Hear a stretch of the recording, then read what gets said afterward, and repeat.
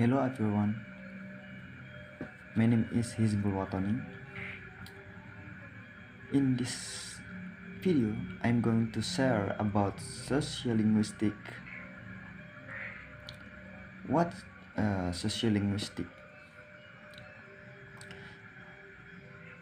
Sociolinguistic is studied dari relationship between language and society. Jadi, sosiolinguistik itu mempelajari bagaimana hubungan antara bahasa dan sosial masyarakat.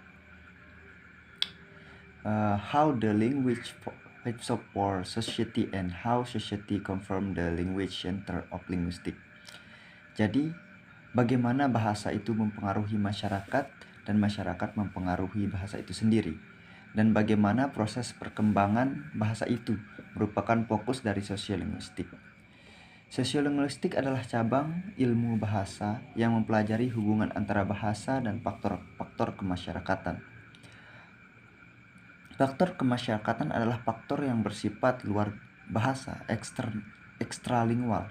Faktor ini sering disebut juga faktor eksternal bagi ahli-ahli sosiolinguistik. Bahasa selalu bervariasi dan variasi bahasa ini disebabkan oleh faktor-faktor kemasyarakatan seperti siapa penuturnya, orang-orang yang terlibat dalam penuturan, di mana penuturnya berlangsung, untuk apa penuturan itu dituturkan. Masyarakat bahasa dalam kacamata sosiolinguistik tidak pernah homogen tetapi selalu heterogen, artinya orang-orang menggunakan bahasa selalu beragam, baik dilihat dari usia, status sosial, status ekonomi, pendidikan, jenis kelamin, pekerjaan, dan sebagainya. Demikian juga identitas orang yang diajak berbicara selalu beragam. Bila dilihat dari variabel sosiologi linguistik tersebut, waktu diutarakannya tuturan itu juga bermacam-macam.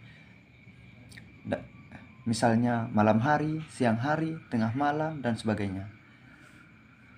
Tempat berlangsungnya penuturan juga mungkin dapat di tempat pernikahan, di sekolah, di pengadilan, di tempat ronda, dan sebagainya. Suasana penuturan jangan juga mungkin beragam, bisa sangat resmi, setengah resmi, sangat tidak resmi, dan sebagainya.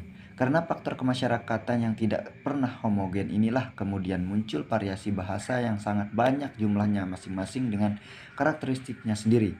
Variasi bahasa inilah yang menjadi pusat perhatian dari kajian sosiolinguistik.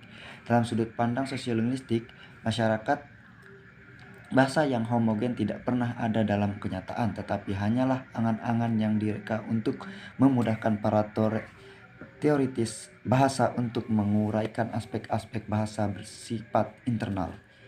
Variasi bahasa memang ada keberadaannya disebabkan oleh faktor-faktor internal.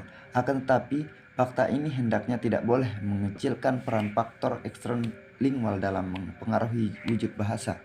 Jangan sampai semua variasi bahasa yang ada dikatakan sebagai akibat dari adanya kondisi gramatikal yang kurang relevan. Dalam pemakaian bahasa, jelas sekali dapat dibuktikan akan adanya variasi bahasa yang keberadaannya dipengaruhi oleh faktor-faktor sosial seperti siapa yang berbicara, dengan siapa orang itu berbicara, kapan dia berbicara, di mana ia berbicara, dan untuk tujuan apa dia berbicara. Fakta-fakta inilah yang melatar belakangi tumbuhnya studi bahasa yang berusaha melihat keterkaitan dengan faktor-faktor kemasyarakatan yang sekarang ini secara luas dikenal dengan sosiolinguistik. Maybe that's all my explanation about sociolinguistic this time. And see you next time. Wassalamualaikum warahmatullahi wabarakatuh.